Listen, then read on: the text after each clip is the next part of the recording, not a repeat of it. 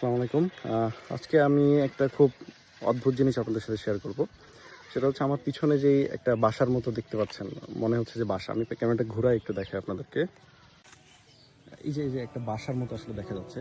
তো এটা আসলে কোনো বাসা না। আপনারা খুব অবাক হবেন যে এটা আসলে একটা কবরস্থান।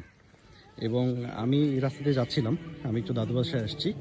তো আসার পর এই যে কবরস্থানটা দেখছেন, আমি প্রথমে এটাকে একটা বাসা ভেবেছিলাম। তো আমার ছোট ভাই আছে, হাজিদান এসে পড়াশোনা করে, রাসেল। তো ওকে আমি জিজ্ঞেস করলাম যে আসলে এইটা এই বাসাটা কার।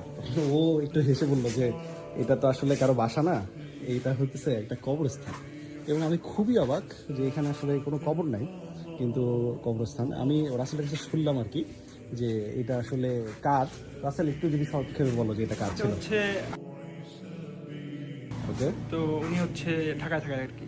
আচ্ছা, আমার পৈতৃক বাসা হচ্ছে এখানে এখানে আমি আমি আরেকটু সংক্ষেপে বলি। বিষয়টা হচ্ছে যার এই জায়গাটা, উনি ওনার এখানে কোনো বাড়ি নাই এবং উনি কোনো বাড়ি বানান না। উনি নিজের জন্য বানায় রাখছে একটা কবরস্থান। এবং কবরস্থানটাকে যদি আপনারা একটু দেখেন, কত সুন্দর, মাশাল্লাহ মাশাল্লাহ সুবহানাল্লাহ, অনেক সুন্দরভাবে কবরস্থানটাকে বানাইছে। এবং আপনারা দেখছেনই যে তার আসলে রুচির বহিঃপ্রকাশ এখানে আমরা অলরেডি প্রকাশ পাচ্ছে।